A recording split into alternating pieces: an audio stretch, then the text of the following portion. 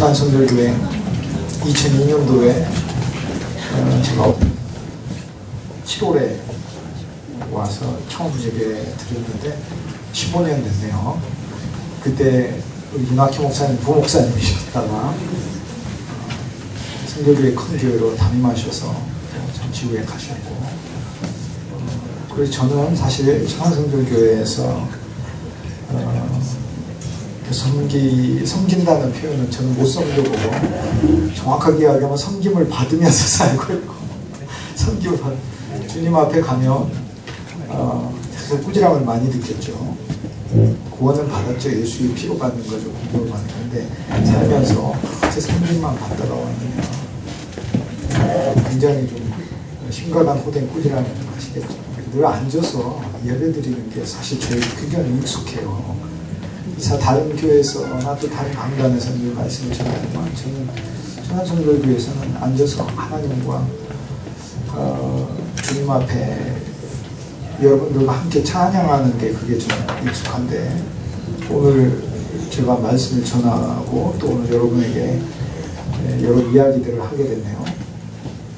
어쨌거나 오늘 이 시간이 저와 여러분의 심령을 살게 만들고 하나님의 사랑과 은혜가 넘치게 되는 시간이 될 줄 믿습니다. 종교개혁 500주년이라는 이야기는 이제 2017년이니까 1517년에 새로운 교회가 탄생한 거죠. 우리는 새로운 교회에 사실 형식적으로 속해 있어요. 우리는 새로운 교회에 형식적으로 속해 있으니까 이제 새로운 교회의 내용을 채우면 형식과 내용에 맞겠죠. 이렇게 생각하시면 되겠어요. 열심히 일하셔서 좋은 아파트를 마련을 해서 이사 가셨어요. 외적인 건 마련이 됐어요. 근데 우리는 아파트를 집이라고 부르지, 건물이라고 부르지, 가정이라고 부르지는 않습니다. 그죠? 사실 그 아파트는 가정을 위한 것이죠. 가정이 아파트를 위한 것이 아니고요.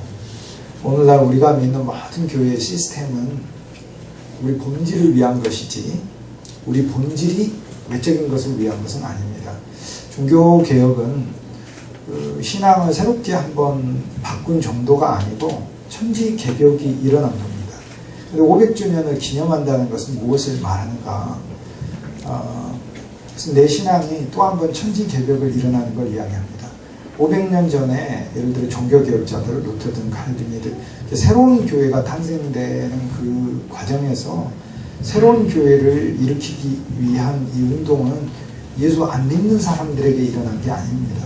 예를 들어 루터가 이렇게 늘 만나고 늘 함께하며 개혁으로 이끌었던 사람들은 예수님을 모르는 사람들이 아니고요, 하나님을 믿는 사람이에요. 그러니까 종교개혁은 사실상 본질이 믿는 자들 안에서 일어나는 게 종교개혁이죠. 그럼 이 개혁을 어떻게 일으키고 무엇이 일어나야 되고 또 어떤 점으로 어떤 방향으로 개혁되어야 되는가가 이제 우리에게 하나의 의문점이 되겠죠. 거기에 사실상 500년 전에 해답을 해놨어요. 그래서 아주 심플합니다. 종교개혁은 500년 전에 있었던 사건을 이렇게 다시 새롭게 추억하는 게 아니고, 오늘날 우리가 지금 새로운 루터로 하나님 앞에 서는 거죠.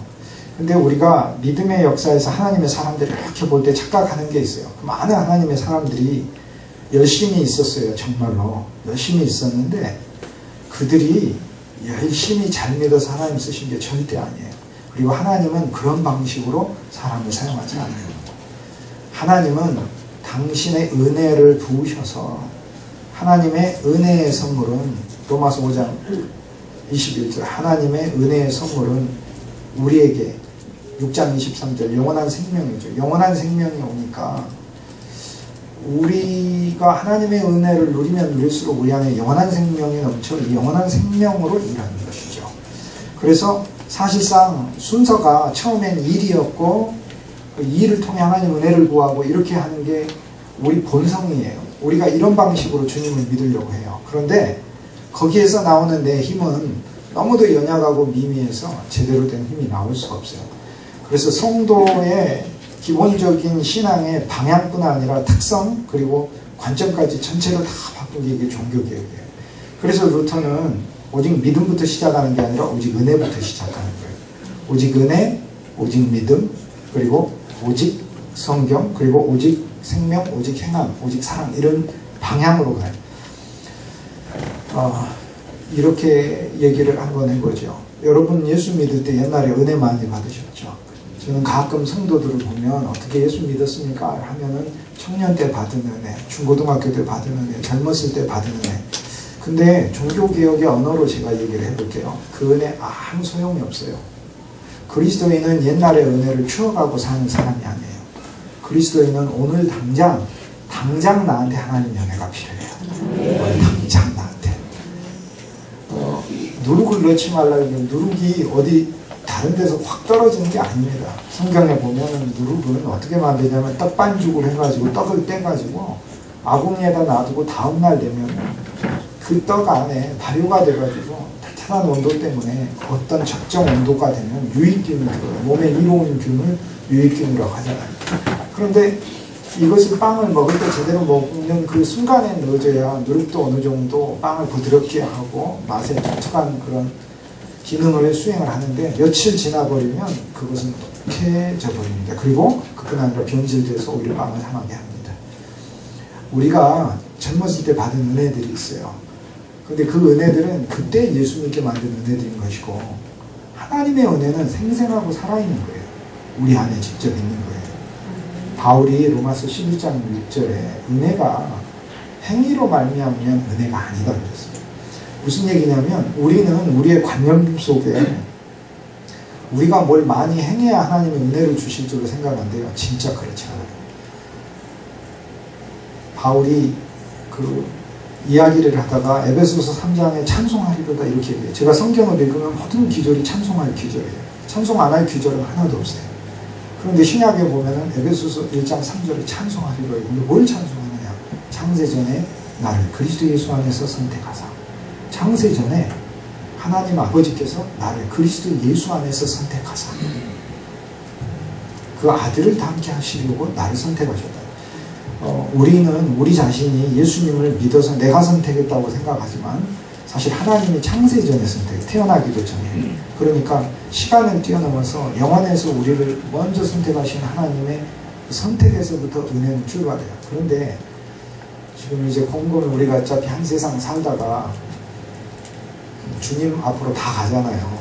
시간은 사람마다 다 다르죠. 다 똑같지 않습니다. 우리가 9시, 11시 예배드리고 뭐 이렇게 하니까 시간이 같은 것 같지만 사람마다 다 다릅니다. 시간이 다르다는 것은 일반 과학자인 아인슈타인도 그걸 발견해냈습니다. 무슨 얘기냐면 사람마다 가진 시간의 가치가 그리고 질량도 무게도 다 달라요. 실제로 또 시대별로도 달라요. 젊을 때는 시간이 안 가는 게 느낌으로만 안 가는 게 아니라 그 사람이 진짜 시간이 안 가요. 우리가 이걸 시계로 재서 그렇지 인간에게 맡겨진 시간은 자체의 스폰지 같아요. 젊을 때는 늘어져 있어요. 나이가 들었을 때는 축약돼 있어요. 시간이. 그러니까 실제로 하루를 사는 게 젊은 사람들 절반을 사는 거하고 같다고 보면 됩니다. 그래서 연세 드신 분들이 일주일이면 한 2, 3일 된 거 같죠. 근데 그게 진짜 물리학적으로 진짜 시간은 사람마다 양이 틀려요. 하나님 앞에 어차피 가면 주님이 우리한테 물어보실 거예요. 뭐를 거두다가 왔느냐? 뭐 하다가 왔느냐? 뭐 하다가 왔느냐가 이 질문으로 주어질 텐데 가장 최고의 대답은 뭐냐면 하나님의 은혜를 누리다 왔습니다.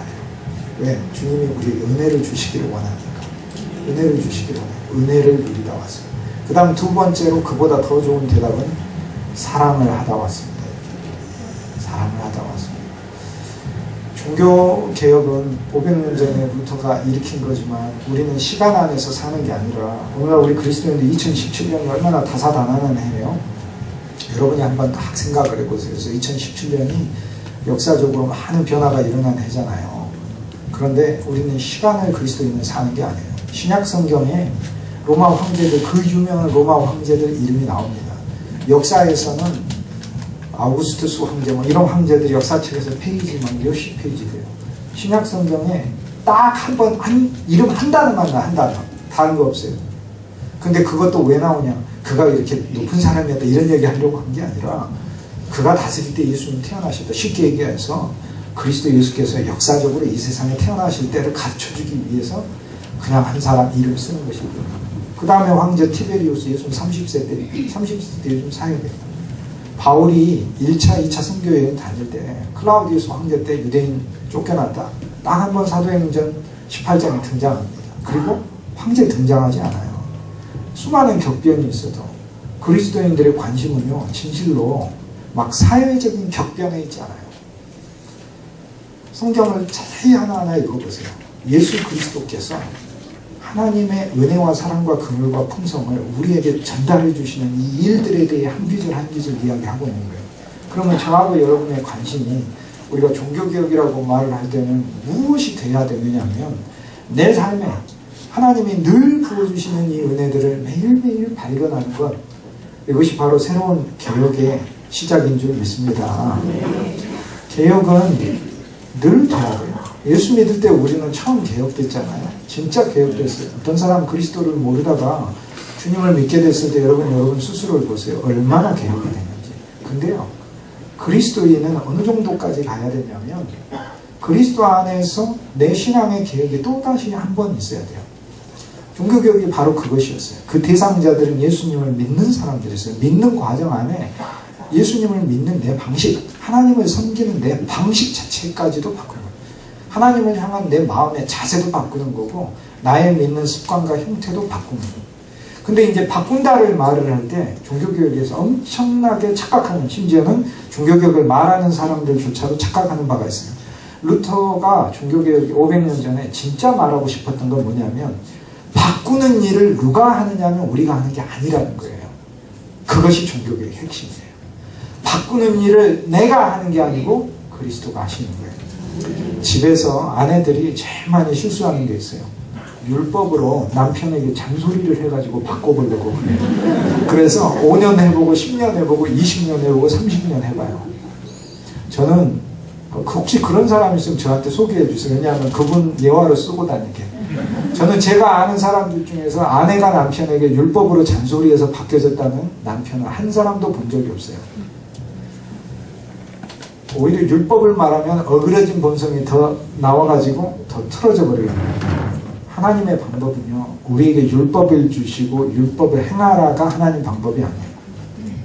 로마서 3장 19절에 하나님은 우리에게 율법을 주신 이유는 모든 입을 막기 위해서 주셨다. 이렇게 얘기해요. 모든 입을 막 할 말이 없잖아요. 계명을 보면. 자, 하나님의 계명은 너무 지극해요. 근데 이 계명을 볼 때마다 내가 할 말이 있는 게 아니라 할 말이 없어요. 그러니까 내가 할 말이 없다고 주님 앞에 고백할 때 이때 율법의 목적이 성취되는 거예요. 두 번째, 모든 사람을 하나님의 심판 아래 두게 하려 합니다. 19절. 3장 19절. 모든 사람 하나님의 심판 아래 두게 한다. 그래서 이 계명은 나보고 하나님이 나보고 지키라고 하신 게 아니고요. 내 안에 하나님의 은혜를 가득 담고 하나님의 성령을 담아 하나님의 거룩한 영 안에서 그리스도의 생명으로 지키라고 주신 거예요. 그러니까 여기서 우리가 오해하고 있는 바가 뭐냐면 여기 계명이 있으면 이 계명을 직접 내가 만나서 해보려고 해요. 우리는 처음에 예수 믿을 때 내 의지로 예수님을 믿은 것 같지만 이것도 하나님의 신비한 역사였었어요. 그런데 영적인 인식이 우리가 흐리다 보니까 점점 예수를 믿으면서 뭘 하냐면 처음부터 끝까지 내가 주도해서 하려고 하는 그 옛 습성, 그 습성 때문에 하나님의 말씀도 그런 방식으로 대해요. 그리스도 예수는 우리에게 사랑하라만 가르쳐주러 오신 게 아니에요. 두 개를 동시에 가르쳐주셨어요. 사랑하라, 우리가 사랑해야 하는 존재임도 가르쳐주셨는데 사랑할 수 없는 존재라는 것도 가르쳐주러 오셨어요. 사랑할 수 없는 존재니까 십자가에서 끝나야 하는 존재라는 거예요. 우리가 그리스도의 십자가에서, 그래서 그리스도의 새로운 생명으로 우리가 행하면서 사랑하라는 계명을 내가 받으면요, 나는 별로 사랑하고 싶지 않아요. 이게 우리 구조예요. 이게 옛사람의 구조 아래서는 사랑하라는 계명을 받으면 누구를 사랑하고 싶냐면 나를 사랑해주는 사람만 사랑하고 싶어요. 나한테 이득 주는 사람만 사랑하고 싶고 나한테 잘해주는 사람만 사랑하고 싶어요. 그런데 그리스도의 사랑은 그런 사랑이 아니잖아요. 근데 그 사랑은 우리가 만들 수 없다고요. 근데 그 사랑은 우리가 가져야 돼요. 그러면 여기 우리의 고민이 있는 거예요. 그리스도는 이 사랑을 하라고 하지, 우리는 그 사랑을 할 수가 없지. 그럼 어떻게 해요? 이 일을 누가 이루시냐? 이 일을 그리스도가 이루신다는 거예요. 그러니까. 그래서 종교개혁은 주님에 대한 그 믿음을 한 발자국 더 들어가요. 한 발자국이 아니라 진짜 이야기하면 3발자국, 4발자국, 5발자국 더 들어가는 거예요. 단순히 나를 개혁시키는 것만이 아니고 나는 개혁돼야만 하는 존재라는 것을 발견하는 것조차도 내 힘으로 할 수가 없어요. 나는 조금 고쳐야 되는 존재라고 생각해요. 많은 성도들이. 그런데 종교개혁은 루터가 보았던 것은 본질적으로 자신도 그렇고 모든 신앙체계가 그리스도 안에서 총체적으로 새로워져야 된다는 걸 보고 그 다음에 이 새롭게 하시는 일을 누가 하시는가? 그리스도가 하신다. 여러분의 심령에 주님이 하신다는 이 사역이 실제로 체험되길 주님의 이름으로 축복합니다. 우리는 그리스도 안에서 갱신되어 어느 수준까지 가야 되냐면 바울이 고린도전서 15장에 나는 날마다 죽노라 이렇게까지 얘기했어요. 그러니까 어느 정도까지 갱신되어야 되냐면 나한테는 내가 20년 전에 30년 전에 받았던 그 은혜만 가지고 사는 누룩의 신앙으로 사실 사는 게 아니에요. 누룩 돼버렸어요. 나는 어제 나도 죽은 거예요. 그리스도 안에서. 오늘 나는 주님 안에서 매일 새로 사는 존재예요. 그러면 여기서 이제 당신이 매일 새로 살아나십시오 하면 율법이 돼요. 또 그러면 저는 또 율법을 전하는 거예요. 그런데 은혜는 무엇이냐? 우리를 매일 새롭게 살게 하시는 영이 있어요. 그게 그리스도의 영이고 하나님의 영이고 성령이에요. 이 세 영은 세 영이면서 한 영으로 계셔요. 삼위일체십니다. 그래서 우리를 진짜 새롭게 하시는 영이 우리 속에 있어요. 그런데 그러면 이제 더 하나의 문제는 그럼 어떻게 우리가 이것을 체험하느냐? 여기에서 오직 믿음이라고 말을 하는 거예요.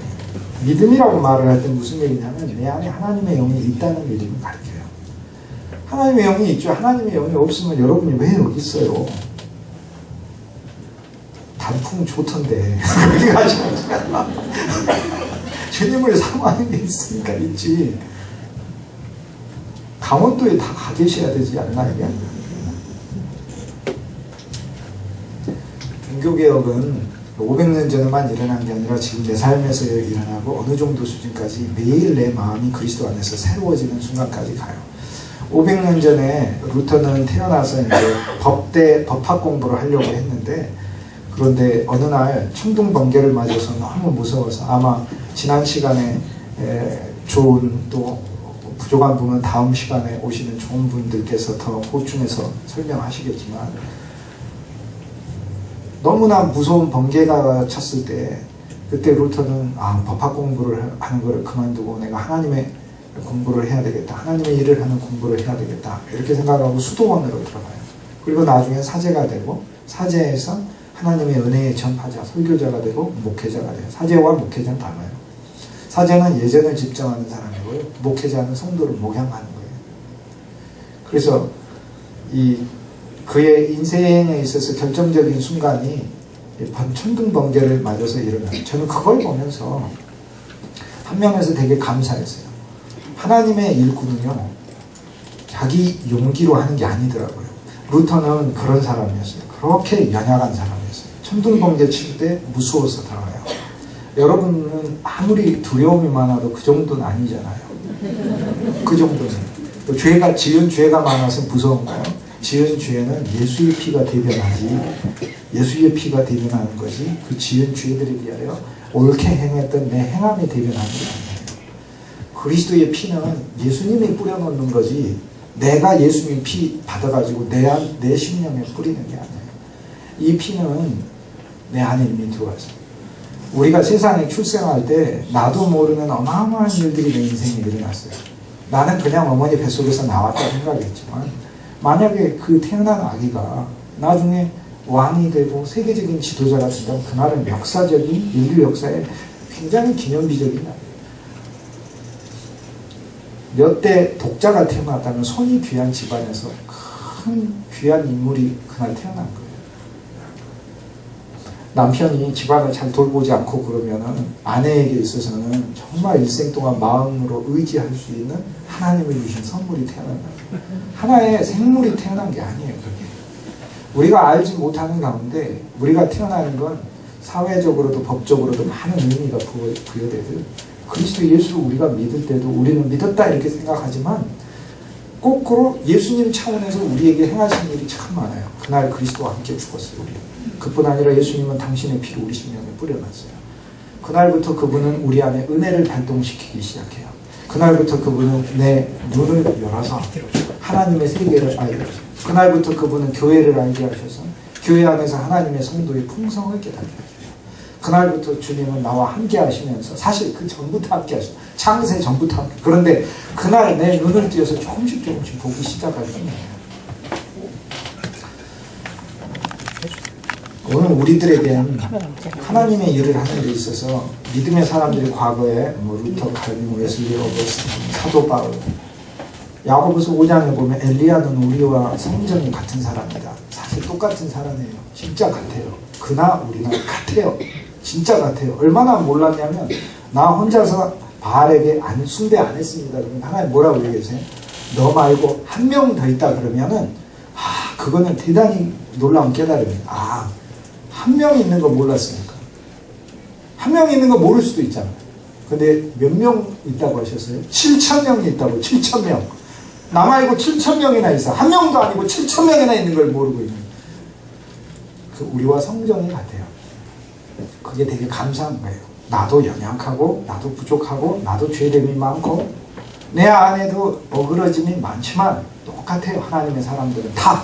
그런데 하나님의 은혜가 들어가고, 은혜의 선물은 영원한 생명이에요.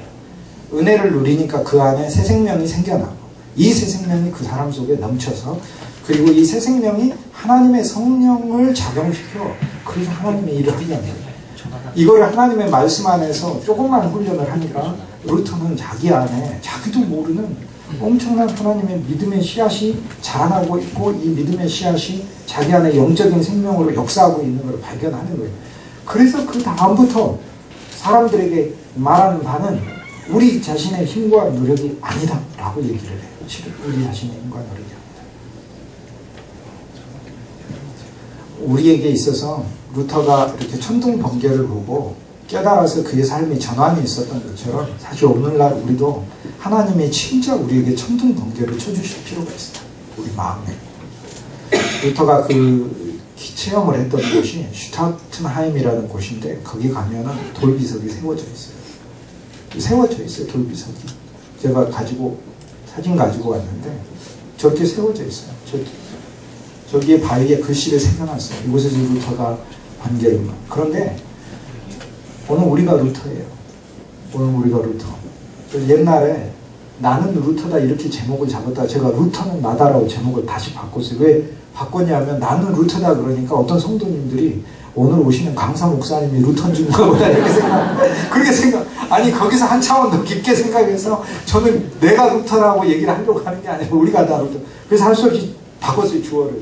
루터는 왜 나인가? 나는 옛날에 일어났던 사건이 아니라, 나는 진짜 내 마음에 에베네셀 같은 저 비석이 한번 세워져야 돼요. 진르와 야곱이 라반하고 작별하면서 그동안 살았던 옛 삶을 또 청산하고 약속의 땅으로 오면서 이제 믿음의 본격적인 사람으로 올 때 그 돌을 세웠던 그 증거의 돌처럼 저 세워져 있어요. 사실 이게 우리 인생에 한번 세워져야 돼요. 진짜로. 우리 인생에. 근데 그 세워지는 그 원칙이 하나님의 은혜에 기반하고 믿음에 기반한다는 거죠. 루터는 수도원에 들어가가지고 이제 하나님의 말씀을 보기 시작을 했어요. 그가 연약한 사람이었다는 게 되게 감사해요. 왜냐하면 그가 연약한 거를 하나님이 강하게 하사 사용하시는 거예요.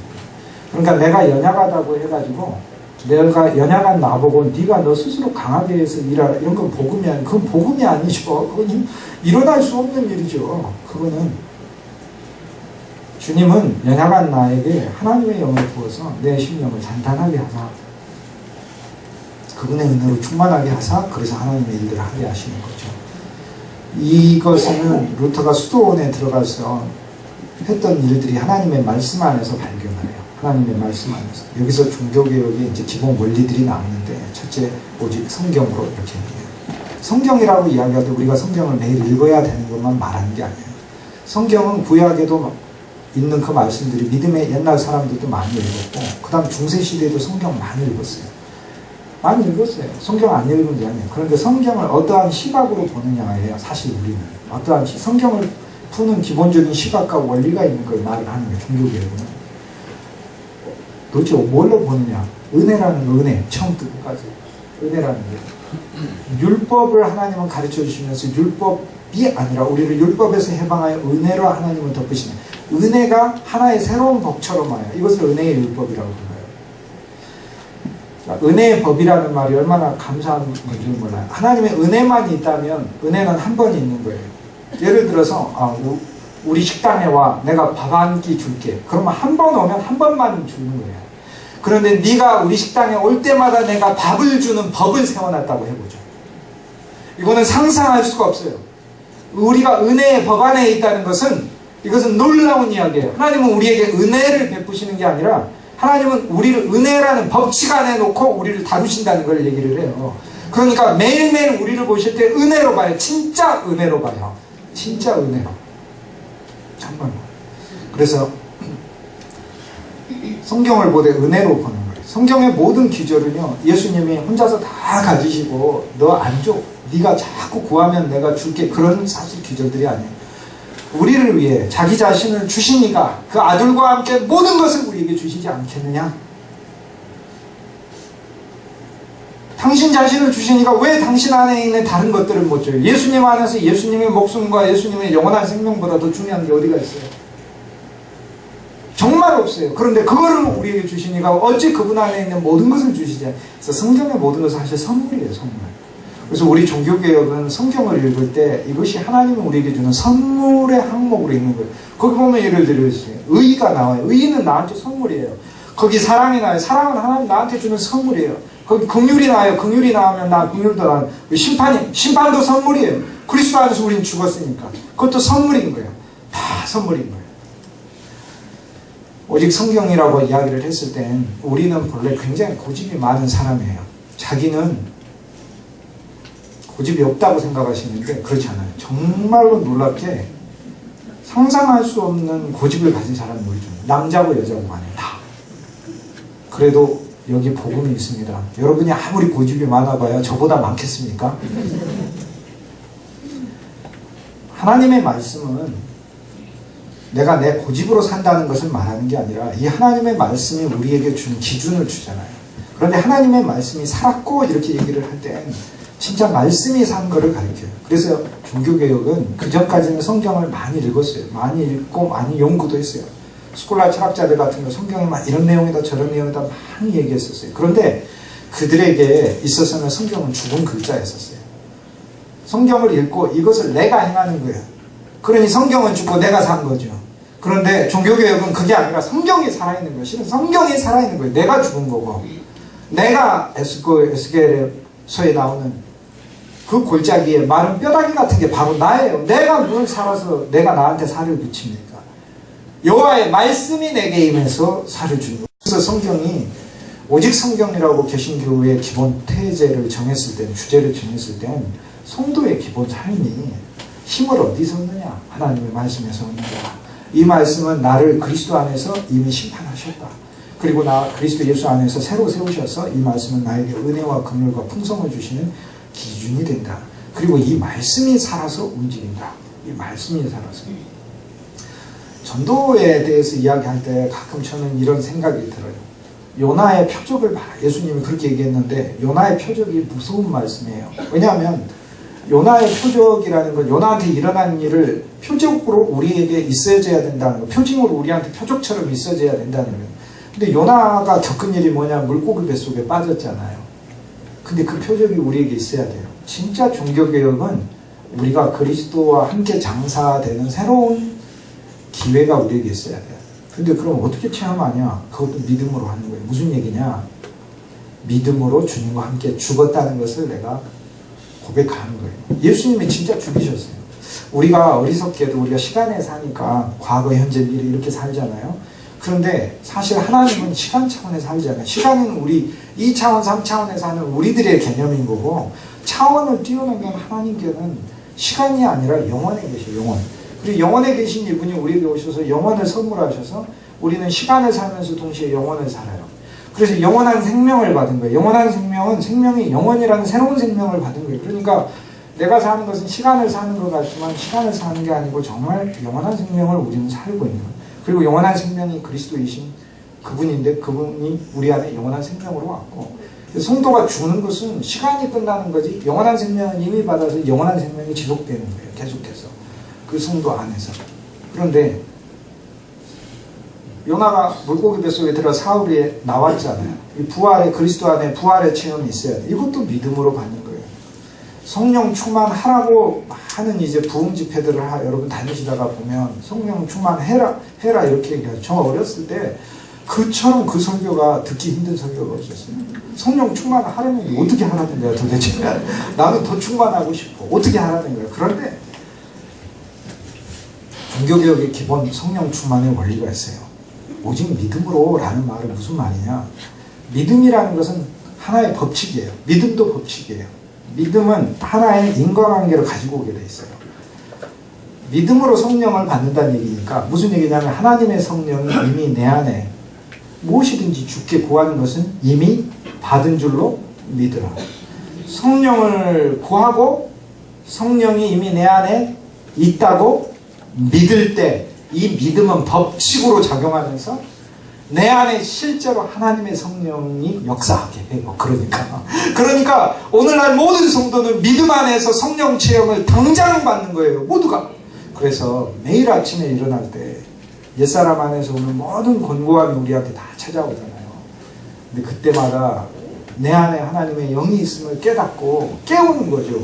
나에게는 하나님의 성령이 있습니다. 하나님의 성령. 믿음으로 고백할 때 나도 알지 못하는 깊은 내 영 가운데서 하나님의 평강과 기쁨이 솟아나는 거예요. 그래서 하나님이 원하시는 것은 자기 노력 안에서 자기가 주님께 달려가는 이것만 바라시는 게 아니라 우리 깊은 속에 이미 오셔서 우리 속에서 사마리아 여인에게 수고하는 이 여인에게 와서 그의 심령을 촉촉히 적시시며 그에게 사람들을 피해 다니는 삶이 아니라 누구를 만나도 이제 자기로 살지 아니하고 메시아를 보라. 내 안에 있는 메시아를 이제 보고 증거할 수 있는 자로 바꾸는 거죠. 요나의 표적은 근데 거기서 안 그쳐요. 가서 전도하기 싫잖아요. 전도하기 싫지만 가서 전도를 했어요. 근데 성경에 보면은 요나가 사흘길의 도시에서 하루길을 했다는 거예요. 사흘길은 사흘간 걷는 길이니까 한 60km 되겠네. 니느웨 도시가. 그런데 하루길만 해서 왜 하루길만 했을까요? 보기 싫으니까 사람들. 그리고 이 사람들이 회개하면 안 되는데 이 사람들은 우리를 공격한 사람인데 저 사람은 정말로 진노를 받아야 될 사람들인데 그 하루길만 복음을 전했어요. 근데 놀라운 일이 일어났어요. 하루길 복음을 전한 이 하루길에 하나님의 말씀이 살아있는 거예요. 하루길은 이틀길로 퍼져가고 이틀길은 사흘길로 퍼져가는 거예요. 우리가 성경을 읽을 때 종교교육이 말하는 오직 성경으로 라고 하는 것은 기본적으로 누가 살아있느냐? 내가 살아있는 게 아니고 하나님의 말씀이 살아있는 것을 이것을 영접하고 신뢰하는 믿음인 줄 믿습니다. 하나님 말씀이 살아있어요. 그래서 내 신앙은 기본적으로 말씀에 근거한 게 종교교육의 신앙이에요. 루터에게 일어난 또 한 가지의 변화는 이제 95개조 반박문을 사람들이 막 파니까 구원을 돈 주고 사는 게 아니다. 구원은요, 심지어는 내가 사는 것도 아니에요. 심지어는 예수의 피로 사는 것도 아니에요. 성경에 보면 내가 사는 게 아니라 예수님이 나를 사셨다고 얘기를 해요. 아니 십자가에서 죽었는데 사고 말이 어디 있어요. 내가 죽은 사람이. 죽은 사람한테 가가지고 무슨 물건을 파지했습니까? 죽어있는데. 그리스도의 사건은 십자가지 우리가 죽었고요. 예수님이 피로 나를 사신 사건이에요. 나를 소유해버린 사건이에요. 이것을 구원이라고 부르는 거예요. 그러니까 그리스도의 십자가에 당신의 예수님의 죽음을 지불하고 나에게 얻어진 구원이에요. 그런데 오늘날 우리에게 이 유혹이 계속 가요. 어떤 유혹이 오냐면 하나는 내가 지불해서 얻으려고 하는 구원의 유혹이에요. 내가 지불해서 얻으려고. 내가 지불해서. 내가 뭘 많이 해서. 내가 뭘 노력해서. 있을 수가 없어요. 구원은 예수의 피로부터 와요. 예수께서 피 흘리시고 피값을 지불한 데서 구원이 우리에게 오는 것이지. 그런데 돈을 주고 면죄부를 바로 사버린다면 예수님 피는 없어지잖아요. 피가 어디 있어요? 그럼 하나님의 아들의 죽음이 헛되이 된 거잖아요. 그런데 여기에 본질적으로 면죄부 판매의 기본적인 문제가 뭐가 있었냐면 이게 있어요. 이게 중요합니다. 그리스도의 십자가에서 주님이 죽으신 것은 주님만 죽으신 것이 아니라 나도 죽은 거예요. 그래서 주님이 주신 구원은요, 내가 죽고 당신의 생명이 내 안에 사는 구원을 주신 거예요. 그런데 이 그리스도의 십자가가 적용되지 않고 내가 하나님의 구원을 내 노력이나 공로나 돈을 주고 샀다 하더라도 그 돈도 자기가 수고한 돈일 거 아니에요. 열심히 콩나물을 예를 들어 팔아보죠. 그때 면제부가 좋은 면제부 하나 100만 원인데 콩나물 100만 원 벌기 위해서 팔려면 얼마나 수고해야 됐겠어요. 돈 주고 샀다 하는 것도 사실 굉장히 노력해서 산 거예요. 그게 그 사람이 그 농부들이 뭔 돈이 있었겠어요. 그 돈 마련하려고. 그런데 그 돈 마련하는데 아무리 엄청난 수고와 정성이 들어가도 하나님은 하나도 이런 거 안 받으신다 그 얘기예요. 무슨 얘기냐면 하나님 우리에게 주시는 구원은 그리스도와 함께 죽고 교환된 구원이에요. 쉽게 얘기해서 우리는 예수님 안에서 죽고 예수님 안에서 살아서 얻은 구원인 거예요. 이 구원이 아니면 하나님은 어떤 것도 구원이라고 안 불러요. 우리가 오해를 하고 있는 게 하나님이 그냥 용서한다고 생각하는데 하나님은 그냥 용서하시게 되면 하나님 스스로 불의한 자가 돼요. 하나님은 어떤 사람도 그냥 용서하실 수가 없어요. 예를 들어 성경에 보면은 예수님이 삭개오를 그냥 용서하시죠. 절대 예수님은 삭개오를 그냥 용서 안 해요. 재산 빼앗는 건가? 아니에요. 그것도 아니에요. 그게 아니에요. 삭개오가 아무리 돈을 많이 내놔도 삭개오의 죄를 갚을 수가 없어요. 삭개오의 죄는 반드시 삭개오와 동일한 인물이 죽어야 해요. 예수님은 당신이 십자가에서 삭개오 죄 때문에 죽으실 것이기 때문에 삭개오에게 용서를 주신 것이지 하나님의 모든 용서는 당신의 아들의 죽음을 통과하지 않고서는 어느 누구도 이 용서를 얻을 수가 없어요. 그런데 하나님의 아들의 죽음의 용서는 하나님의 아들만의 죽음이 아니라 우리가 함께 죽은 것을 말해요. 우리가 함께 죽은 것. 여기에서 이제 값싼 구원과 그렇지 않고 그리스도의 피의 가격을 아는 구원이라는 말이 나오게 돼요. 값싼 구원은 그냥 내가 하나님으로부터 이렇게 구원을 받았다고 생각해요. 근데 종교개혁이 말하는 것은 그리스도라는 프리즘을 통해 그리스도라는 우주적인 그 창구를 통해 모든 인류가 그리스도 안에서 죽은 거예요. 이건 뭘 말합니까? 저와 여러분은 예수의 피로 구원을 받았죠. 영원한 구원을 받았어요. 실은 히브리서 기자가 말하는 영원한 구원을 받았어요. 진실로 영원한 구원을 받았어요. 영원한 구속과 영원한 구원을, 구속은 주님이 모든 것을 갚으신 것을 말하고 구원은 건져낸 걸 말해요. 먼저 구속을 해야 그 다음 구원을 하는 거예요. 왜냐? 우리에게 죄값이 있으니까. 주님이 죽음으로 죄값을 지불하셔서 그래서 구속하시고 그 다음 구원하시는 건 흑암과 저주와 사망과 율법과 옛세상과 육신과 세상으로부터 나 자신을 구출해내시는 거예요. 어둠으로부터 하나님의 광명한 비단으로 구원해내시고 그 다음 하나님으로부터 저주받은 존재로 사는 내가 이제는 더 이상 하나님의 저주 안에 있지 않고 하나님 은혜 아래에 있는 거로 이렇게 해오는 이 과정을 그분이 이미 이루시고 우리한테 선물하시고 우리 삶에 이미 이게 일어나서 우리가 살고 있다는 거예요. 그런데 이 일들을 영원한 구원과 영원한 구속과 영원한 생명을, 새로운 생명을 우리 안에 주실 때 주님의 조건이 있어요. 우리가 그리스도 안에서 죽었다는 걸 말하는 거예요. 그건 뭘 얘기하는 겁니까? 나의 매일매일의 삶에서 주님과 함께 진짜 죽은 삶이 나타나는 것을 가리키는 거예요. 그래서 로마서 6장 3절에 보면 너희가 그리스도 예수와 합하여 침례를 받은 것은 그리스도 예수 합해서 침례를 받았으니까 그리스도 안에 일어난 사건은 다 내 사건이라 그리스도 예수의 죽음 안으로 침례받은 것을 알지 못하느냐. 6장 9절에 너희가 그리스도 예수와 함께 너희의 옛사람이 십자가에 못 박힌 걸 알지. 그러니까 예수님 안에 일어난 사건은 다 내 사건이에요. 그럼 나도 예수님과 함께 죽은 거예요. 그래서 종교개혁이 말하는 구원은 그리스도 안에서 나의 새로운 탄생을 가리켜요. 그러면 이것이 매일매일 나한테 고백되어지는 걸 말해요. 이걸 어떻게 사느냐. 못 살아요. 어떻게 살아요? 어떻게 살아? 못 살지. 힘이 어디 있어요 우리에게. 죄성에 당하는지. 그런데 그분이 살게 하신다 라는 믿음을 가르치는 거예요. 우리의 믿음은 하나님만을 믿는 믿음이 아니에요. 그리스도가 살아계셔서 우리가 하나님의 집이라고 그러죠. 오늘 히브리서 말했습니다. 우리가 하나님의 집. 모세도 충성되게 일했어요. 그런데 그리스도도 일하신다 해요. 현재형으로 되어 있어요. 과거형이 아니에요. 옛날에 일하셨다가 아니라 그리스도도 우리가 하나님의 집이라 그리스도도 지금 우리라는 집에서 열심히 일하고 계셔요. 얼마나 일하고 계시느냐? 우리에게 오늘 마태복음을 쓰고 계시고 내일 마가복음의 인생을 펼치고 계시고 내일 누가복음을 살게 하시고 모레 요한복음을 살게 하시고 그렇게 예수님은 우리 안에서 당신의 이야기들을 예수님이 이루어가시고 쓰고 가시고 하는 거예요. 종교개혁은 그래서 구원의 문제가 심각했던 이유는 우리가 그냥 하나님으로부터 구원을 받았다 이렇게 생각하는 것은 사실 오류입니다. 그냥 받은 거 아니에요. 하나님은 어느 누구도 여러분을 그냥 용서해 준 적이 없습니다. 그리스도 예수의 피를 통하여 용서해 줬고 그리스도 예수의 죽음을 통하여 용서해 줬어요.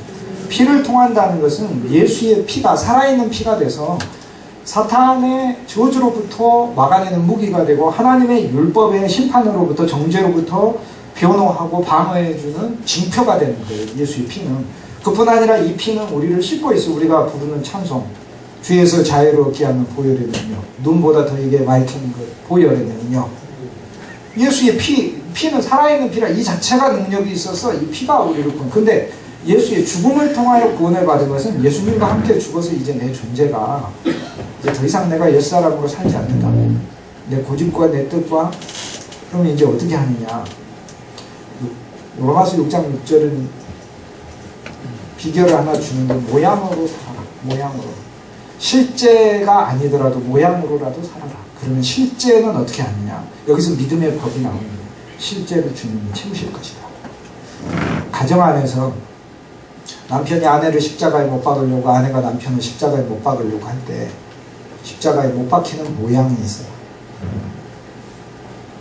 근데 그때 믿음을 적용해요. 주님 내가 모양을 갖추면 이 모양의 내용을 진짜 십자가에 못 박히는 그리스도의 사랑을 주님의 내 안에서 만들어낼 줄 믿습니다. 라는 그 믿음을 적용하는 거예요.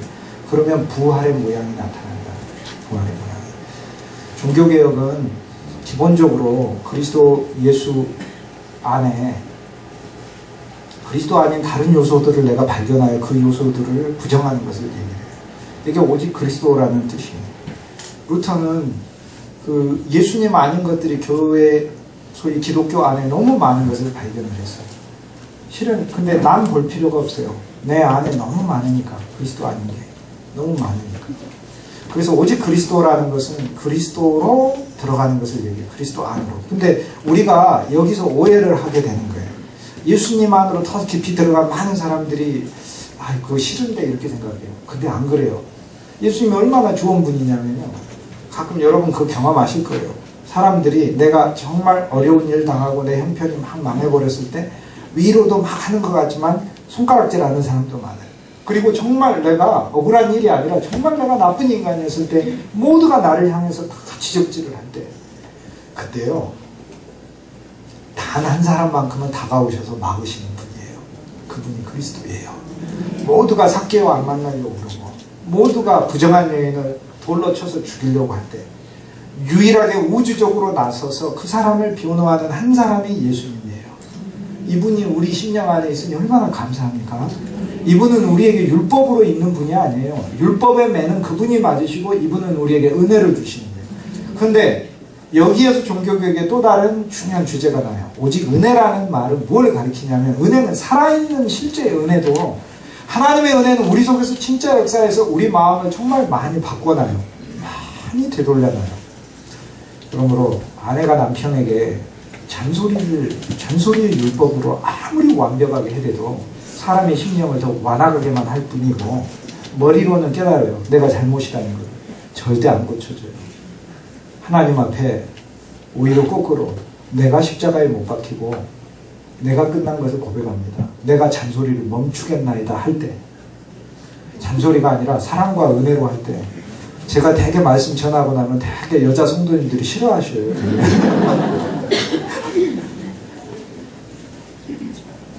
이 세상의 모든 남자들은 사기꾼이다 이렇게 생각하시면 돼요. 모든 남자 사기꾼하고 산다 이렇게 생각하시면 돼요. 왜냐하면 진짜 사기꾼이에요. 연애할 때 막 뭐라고 얘기합니까? 결혼해서 절대 눈물 안 흘리게 해주겠다. 결혼해가지고 흘린 눈물이 결혼하기 전에 흘린 눈물이 한 10배는 될 거예요. 종교개혁은 그리스도 아닌 것들을 제거하는 거예요. 그래서 더 하나 더 들어가요. 저도 이해합니다. 처음에 우리 주님에 대한 게 인식이 약하니까 예수님 율법으로 생각하고 예수님을 내 마음에 더 많이 참을 차수로 부담스러워하는 것 같은데 그렇지 않습니다. 그리스도 안에는 다 들어있으니까 평강도 들어있지, 기쁨도 들어있지, 인내도 들어있지, 아름다운 인격도 들어있지, 강인한 성격도 들어. 어떤 분 굉장히 소극적이거든요. 되게 이렇게 의기소침하고 그분은 그리스도가 필요해요. 그분은 담대한 성격이 필요한 게 아니라 그리스도가 필요해요. 그분이 담대한 성격이 필요해버리면 자기 옛사람 안에서 남하고 치고받고 싸우게 돼 있어요. 그런데 그분에게 그리스도가 필요하면 그 그리스도의 담대함은 다른 사람을 해하고 다른 사람을 막 함부로 하지 않는 담대함, 이게. 그래서 우리에게 예수 그리스도 이분을 더 즐겁고 기쁘게 생각해야 하는 거. 종교개혁이 말하는 오직 그리스도 이렇게 얘기를 할 때는 그건 죽은 언어가 아니에요. 진짜 매일의 삶에 예수님과 교제하는 삶으로 나아가는 걸 가르쳐요. 교제하는 삶으로. 오직 그리스도. 그리스도 아닌 모든 것들을 주님 그리스도 안에서 하나씩 하나씩 제해가는 거예요. 처음에는 내가 살기 위해 예수님 필요하죠. 그죠? 내 직업 위해 예수님 필요하고, 내 자녀들 잘 되기 위해 예수님 필요하고, 내가 잘 살기 위해 예수님 필요하죠. 이제 종교개혁은 나 위에 예수님 필요한 게 아니고 나라는 존재가 모형이구나, 모형. 예수님이 실제구나. 어차피 한 인생 우리가 진짜 짧은 인생 이렇게 살다 가는데 그냥 이 삶은 예수님을 비추는 거울이구나, 내 자체가. 내가 흐리면 못 비추는 거고 밝으면 비추는 거고. 근데 닦는 일도 그분이 하시는구나. 우주적인 세탁자이시니까 그분이. 그리스도 아닌 것들. 어떤 분 일 진짜 열심히 하면 일 중독에 빠져 있는데요. 그리스도로부터 구출받으세요. 건진받으세요. 저는 개인적으로 이 술과 평생을 떨어진 삶을 살았습니다. 믿음의 집안에서 자랐기 때문에 그래요. 근데 저희 아버지는 알코올 중독자이셨어요. 예수 믿고 장로님 되시고, 그 다음에 저희 할아버지도 알코올 중독자, 저희 아버지 형제분들도 다 알코올 중독자, 할머니도 술 드시다가 죽으시고 그랬어요. 어렸을 때 저는 지금 성장해가지고 이렇게 있으면서 한때 저를 되게 자랑했었어요. 나는 술, 담배 안 하고 이렇게 이 삶을 산다. 근데 조금 거기서 생각이 트이니까 그게 아니라 우리 어머니가 되게 고맙더라고요. 우리 아버지는 늦게 예수를 믿어서 저한테 막걸리 사오라고 심부름 시키니까 마셨구나. 어렸을 때 막걸리를 마셨네. 술을 안 마시네. 지금 생각이 나네. 막걸리 사오라고 막걸리 마시고 이렇게. 그러니 술 심부름을 시키면 되겠어요? 뭐가? 안 되지.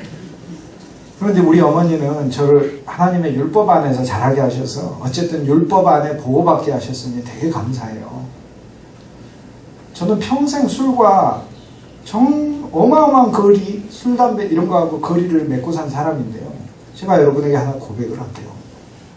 그래서 고백할게요. 그럼 많은 사람들이 혹시 술 드셨나? 이런 생각하시나요? 전혀 그런 거 아니에요. 마트에, 특정 마트는 얘기하지 않겠습니까? 여러분 강단이나 이런 데서는 특정 회사를 홍보할 수 없기 때문에 그냥 마트에, 큰 마트에 갔어요. 가면 음료수를 저는 좋아해서 음료수 섹션을 가면 여기 술들이 이렇게 쫙 놓여져 있는데요.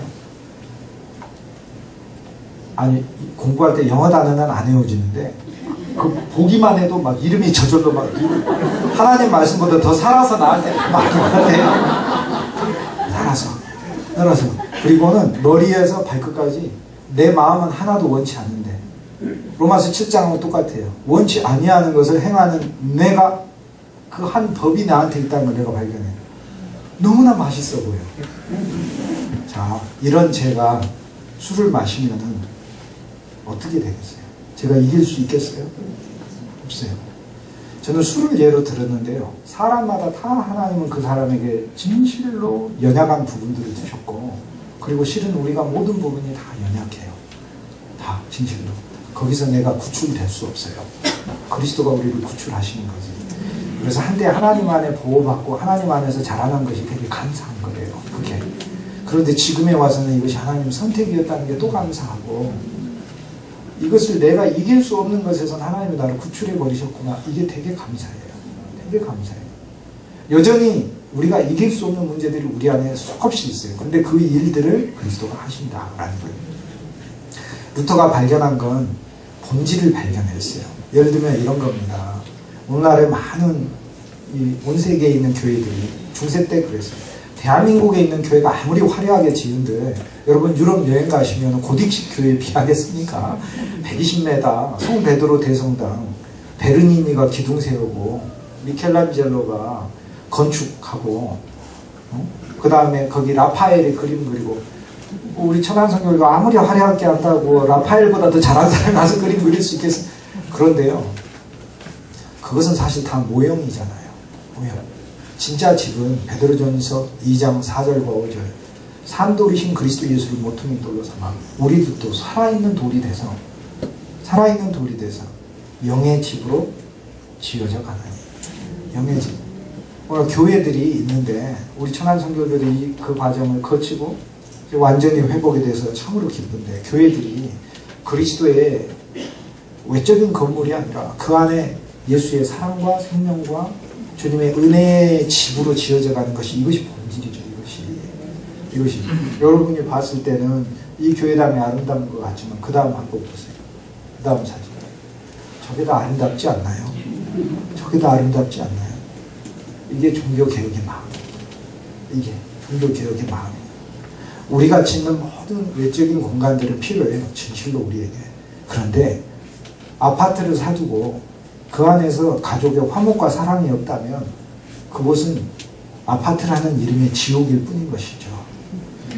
성도가 그리스도의 생명과 그리스도의 은혜와 그리스도의 사랑 안에서 서로 지어져 가는 것, 이것이 진짜 교회다라는 걸 깨달습니다.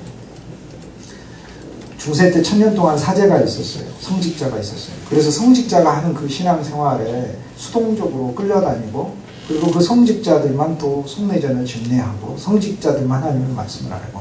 근데 루터는 만인 제사장이다 이렇게 했어요. 모두가 실은 여러분 모두가 목사님이에요.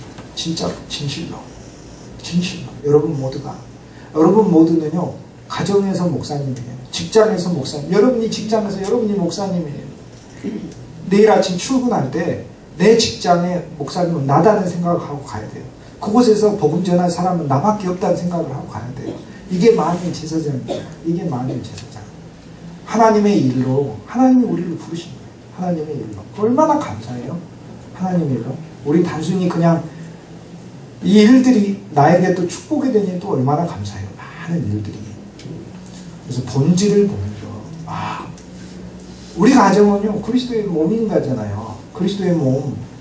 다 모든 구성원들이, 제 가정뿐만 아니라 여러분의 가정, 여러분 자체가 고린도서 3장 16절에 여러분도 하나님의 성전이라고 얘기하잖아요. 여러분의 성전은 여러분이 소재하는 제사장인 거예요. 그리스도와 함께 사용하는 제사장인 거죠. 얼마나 감사해요. 종교개혁에 이제 시간이 많이 가서 말씀 마칠 때가 됐어요. 종교개혁의 기본 태제는 오직 은혜입니다. 은혜. 그리고 은혜를 뭐를 이야기하냐면 진짜 은혜는 살아있어요. 하나님의 은혜는 정말 살아있어요. 진실로 살아있어요. 하나님의 은혜. 자는 순간에도 은혜는 역사하고요. 선제 은총이라는 게 뭘 이야기를 하냐면 미리 주어졌다는 뜻이 아니고 미리 가 있다라는 얘기예요. 여러분이 내일 아침 일터에 가면 은혜가 거기 미리 와 있어요. 은혜는 미리 와 있는 정도가 아니라 은혜의 법이기 때문에 하나님도 우리를 은혜로 대하지 않으면 하나님은 위법한 자가 돼요. 법은요 하나님한테도 적용돼요. 우리한테만 적용돼요. 은혜의 법은 언약이기 때문에 하나님과 우리가 같이 맺은 언약. 율법의 언약은 네가 잘하면 내가 잘하고 네가 못하면 못한다였어요. 그게 율법이에요. 그런데 은혜의 언약은 그게 아니에요. 은혜의 언약은 진실로 우리가 하나님의 품 안에 다 들어올 때까지 무한정 은혜를 부어버리시겠다는 거예요. 하나님은 그걸로 한번 해보겠다는 거예요. 예수님은 먼저 우리의 마음을 감동시키고 먼저 우리의 마음에 사랑과 은혜를 부으셔서 일하게 하시는 분이지, 종처럼 네가 열심히 한 거 봐가지고 주겠다, 이제 그런 삶으로 우리를 대하시질 않는다라는 걸 종교개혁 때 발견한 거예요. 오직 은혜다 이렇게 말을 할 때는 진짜 하나님의 은혜가 내 삶에 살아있는 것을 가르치고 내 자신이 어떠한 공로가 없는 것을 얘기를 하는 거죠. 진짜로 공로가 없어요. 우리 성도의 삶이 기쁘지 못한 건 하나님의 은혜를 안 누리기 때문에 그래요. 근데 제가 비밀 하나 가르쳐 드릴게요. 하나님의 은혜는요, 은혜가 법칙이기 때문에. 자, 법칙은 해가 뜨지 말라고 해도 떠요. 어떨 때는 그 다음날이 안 왔으면 좋겠어. 막 시험 봐야 되고 막 그런 거 하는데, 또 막 저는 방학이 됐는데 방학 끝나는 날 그날이 안 왔으면 좋겠어요. 방학 숙제하네. 그날이 안 왔으면. 그래도 법칙이라 오는 걸 어떻게, 법칙이라 오는 걸. 제가 아무리 안 오게 해달라고 기도해도 하나님은 해를 잠깐 뒤로 가게 해주실 수는 있어도 영원히 어떻게 안 오게 할 수는 없으니까. 법칙이에요. 은혜는 법칙이에요. 은혜는 매일 떠요. 여러분이 알든 모르든 매일 뜨고 매일 부어지는 거예요. 우리의 심령이 주님을 향해서 강팍하고 이웃을 향해 강팍한 건 하나님의 은혜가 우리 속에 부어지고 있음에도 불구하고 내가 스스로 나 자신을 보면서 갇혀있기 때문입니다. 하나님의 은혜는 진짜 내 안에 부어지고 있어요. 계속해서 돌아보면 이것도 은혜 저것도 은혜 다 하나님의 은혜예요. 다 하나님의 은혜. 진실로 내가 자랑할 게 하나도 없어요. 어떤 분들 식당 하시고 좋은 기술 있고 좋은 어떤 직장에서 어떤 엄청난 남이 모르는 지식 가지고 있는 그것도 은혜예요. 밥 벌어먹고 살 수 있는 지수 주신 하나님께 진짜 감사해야 돼요. 은혜. 하나님은 은혜가. 믿음은 뭘 얘기하냐? 은혜를 믿는 걸 믿음은 은혜를 믿는 거예요. 루터는 우리가 회개하는 걸 심플하게 했습니다. 저는 언젠가 우리 믿음의 사람들을 만나면 그 얘기들을 하기 시작했어요. 그거밖에 없어요. 사랑은 율법을 이룹니다. 근데 사랑을 하는 사람이 되기 위해서는 매일 그리스도의 은혜를 안 누리고선 사랑이 안 돼요. 사랑하고 싶지가 않거든요. 내가 왜 저 사람을 사랑해야 되는데? 쟤하고 하루도 보기 싫은데 내 마음에 하나님 은혜를 부어주지 않으면 진짜 사랑이 안 돼요. 그래서 은혜는 사랑을 위해 정말 부어져야 돼요. 내가 진실로 바뀌기 위해서도. 우리가 회개해야 되는 죄들을 중세 때는 막 리스트가 엄청났어요. 그러니까 수도원에서 막 엄청나게 만들어가지고 막. 그런데 우리가 죄들을 지었다고만 얘기하는 게 아니라 죄 자체라고 얘기를 한 성경은 죄 자체. 그런데 그리스도 안에서 죄 자체인 우리는 주님과 함께 죽었고 그리스도 안에서 우리는 주님의 새로운 생명을 좀 새롭게 살아났는데 이 그리스도인의 역설이 근데 여전히 내 안에 죄가 있는 걸 보잖아요. 근데 이 죄는 내 몸 안에 있죠. 그러나 내 안에는 그리스도가 또 계시고 내 몸엔 죄가 있고 내 영 안에는 그리스도가 계시고 성령이 또 함께 하시고 하나님 아버지가 또 와 계시고 그리스도 안에서 삼위일체 하나님이 함께 나와 같이 계시고 이 놀라운 역설이 일생 하나님과 함께 가는 거예요. 여기서 나는 이걸 보는 게 아니라 매일 이걸 보는 거예요. 이것이 나를 끌고 가도 다시 그리스도를 보는 거예요. 죄가 나를 끌고 가도 다시 그리스도를 보는 거예요. 다시 하나님의 은혜를 하는 거예요. 진실로 하나님은 70번에 7번이라도 나를 용서하시는 분이에요. 490번만 한다는 얘기가 아니에요. 490번만 용서하면 진작에 저는 용서가 끝나버렸어요. 그게 아니에요. 온전히 완전히 용서하신다는 거예요. 진실로. 그때 어느 순간 제 마음은 주님을 향해 진짜 더 가까워져요. 하나님 말씀 달콤해지고 그리고 내 마음속에 이웃을 향해서 사랑할 수 있는 마음까지 생겨나요. 여기서 우리 그리스도인들이 회개를 해야 되는 게 세 개로 회개해야 되는데 첫째, 내가 개인적으로 하나님 앞에 도저히 내 능력으로 안 되는 문제가 있어요. 그거로 회개해요. 그 다음 두 번째는 교만한 걸 회개해야 돼요. 교만한 거. 우리는 본질적으로 교만해요. 하나님을 믿어도 하나님의 방법대로 하지 않고 자기 방법. 베드로 진짜 열심히 믿었어요. 그 열심히 예수님을 크게 힘들게 해요. 십자가로 가지 말라고 그러고 자기 고집대로 믿고 예수님 내려가지 않는데 자기는 초막 짓겠다고 그러고 우리가 교만한 걸 하나님 앞에 늘 회개해야 돼요. 어느 곳에서나 교만해요. 주님 내 힘으로 할 수 없습니다. 하나님 도와주십시오.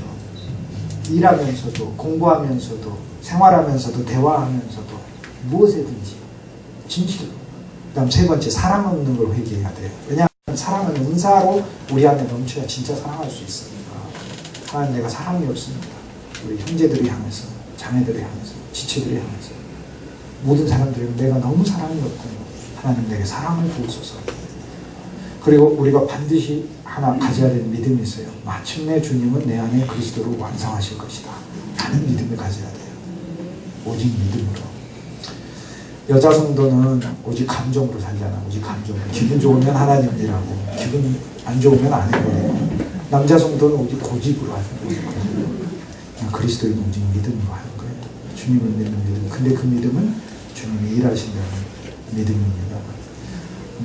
루터가 진짜 원했던 것은 성도의 영이 새로워져 예수 그리스도와 함께 신령한 영의 집으로 지어져 본질을 보고 자기가 자기 목적을 위해서 사는 삶이 그리스도께 옮겨지는 것. 이것이 오직 그리스도, 오직 은혜, 오직 믿음, 오직 성경.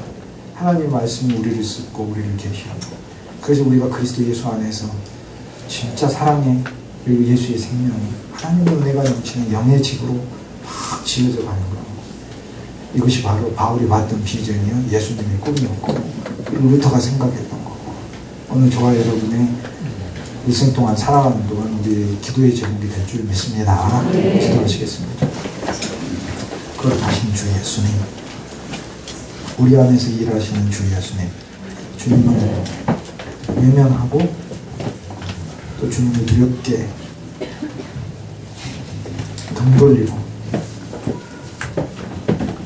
주님의 은혜와 주님의 사랑에 대하여 무지했던 저희들을 용서하여 주시고 이제는 그리스도를 늘 은혜로 누릴 수 있게 하여 주셔서 우리의 마음이 그 은혜로 변화될 수 있게 하여 주시고 그 은혜 가운데 주님의 생명이 넘쳐나 모두를 품고 사랑하고 섬길 수 있는 하나님의 참 제자들 되게 하여 주옵소서. 오늘 우리를 루터로 사용하여 주셔서 우리의 가정에서 개혁되고 변화되고 새롭게 되는 믿음이 되게 하여 주시고 우리의 일터와 직장과 학업의 장소와 그리고 우리가 섬기는 하나님의 귀한 교회에서 주님이 진실로 사용하시는 믿음의 개혁자들 되게 하여 주옵소서. 우리 안에 예수의 생명도 넘치게 하여 주시고 하나님의 진리도 풍성하게 하여 주시고 이제 내 삶이 그리스도 안에서 그리스도 안으로 더 새로워지게 하여 주시고 그리스도를 통해 주님이 원하시는 아름다운 뜻들을 이루어나가는 그리스도 안에서 또 한 번 개혁된 삶이 있게 하여 주옵소서. 우리 주 예수 그리스도 아름다우신 이름, 귀하신 이름, 놀라운 이름 받들어 간절히 기도하였습니다. 아멘.